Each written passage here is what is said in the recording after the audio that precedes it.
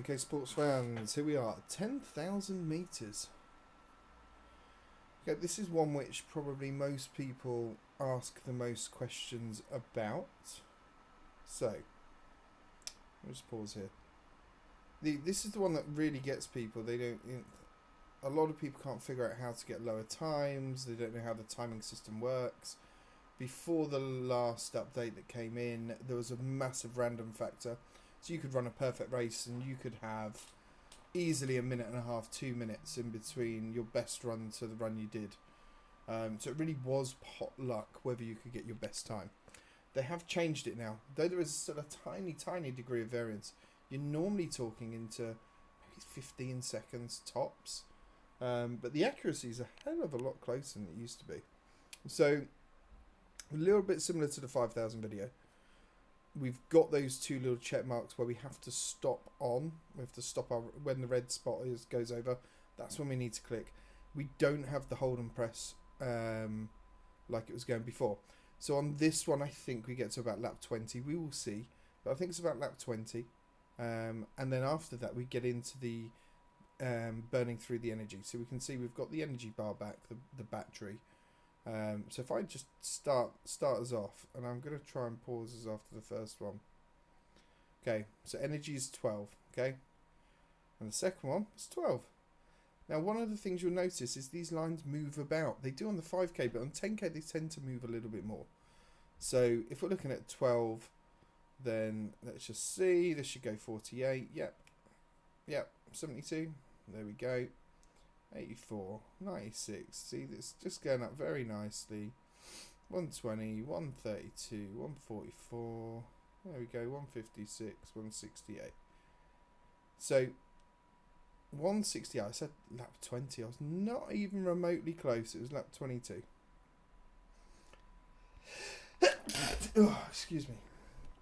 I should record the video for sneezing, but I'm not going to. So 168 energy that we've got. So we can start using our energy. Now, where with the 5K, there really isn't much difference between all the different methods. You can burn your energy really early, you can save energy till later, you can save as much as possible to when you get to the track side as well.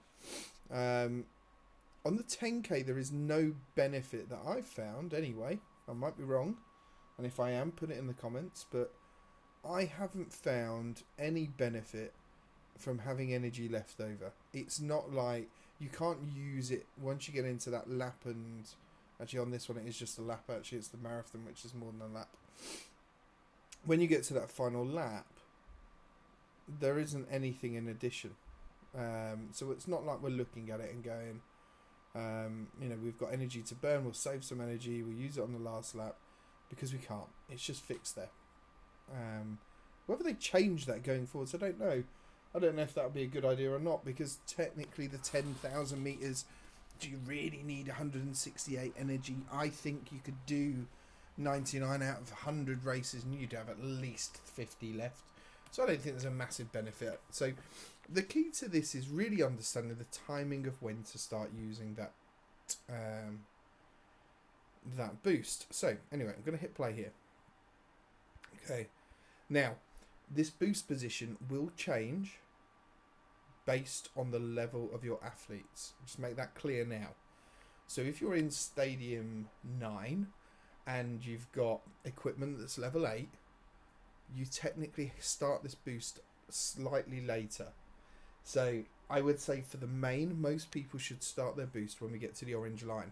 However, when you are higher levels, you actually need to use the boost earlier because your athlete runs at a quicker pace. So, I will typically start using this just as it gets. So where you've got the white 2, roughly about there, we'll start doing it. And we will use it constant until it all runs out. And the aim is for it to run out just before we get to the orange line before starting our final lap. So, let's see how we did. So it doesn't matter that they're miles ahead of us. Look, here we go. We're burning through it. As we get to there, look, we want about 80 left, 75 left to go in the final lap. As we get there, we have used all of our energy just before it transitioned. That was actually perfect. What I then proceeded to do is be absolutely terrible at pressing the button on this. We hit one, we hit a bad, we hit a good. Let's just quickly just scroll back a little bit just so we can have a look at those ones again. We can see there that that good one was too early.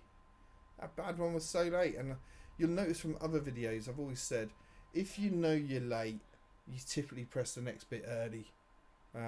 It throws you out of kilter. Let's just see how good we were in the perfects. We can see they were right at the edge of it there, and that's thrown us off. So I just want to go back to the beginning of the final lap. So we start. Now the one thing that really throws you off on this, I always think, we are at ×2 speed, so we're actually not very quick. We should really hit everything perfect. However, I will say one thing to you. Do not look at your athlete's legs, because they are going ridiculous speed. And it throws you off. You feel like you had your athletes going quicker. So, as I said, we did a good. We've done 1 perfect out of 4, which is really bad. We get to this should always be a perfect. We didn't. It was a good. This one, but it should have been. Again, we were late. I've said this before. There are times in this game where it doesn't matter what you do, your timing's just off. There's also times as well where you press it and the game itself it's got a weird lag to it, and it either delays the pressing of it on the screen or does it even earlier. And in those situations you have to be able to adapt. That is normally only for one event, and then when you get to your next event it would have sorted itself out. It often happens on the first event you're going to do. So we're looking here. I am going to scroll back at some point. So there, yes, we should get that. That was a little bit late, and then this should always be a perfect. Tiny bit early onto it, tiny bit late, which gives a good. Realistically, an absolutely terrible run. Because we're always going to do the start bit fine. We just fast forward a little bit. What I wanted to try and do is go. No, a little bit more back. Roughly there is, I reckon, is probably maybe a tiny bit. Yeah, so you're probably looking at 5 meters from my PB, roughly. Because we know that that's going to go up. It'll move along a little bit. We know roughly where we are. What I wanted to be able to show there, so let's just have a look at that again. So we did a bad run and we were second behind. So if I just take this back and we do that whole lap again, let's just see what the time is. Remember, we've said this before. You can know if you're going to hit a PB based on this bit. So we're transitioning in. So it is giving us, what's that, 56 and a half, 57 seconds. So about 56, 57. So again, higher the athlete, the less time you need. So if I'm going into this and it is a minute, I know I'm beating my PB every time, every day of the week, even if I run it badly. The lower levels, yeah, you could be looking at 110, 115, 120, and I think even at the really low levels, 130 difference when you first unlock 10k. So when it transitions through, I always take a little glance up to just see how much time do I have. Is it gonna be, is it something whereby, yes, I am one, I've got a really good chance of being able to do it. The other thing that's a bit misleading in this as well, actually. So let's just go back a bit. And if we wait here,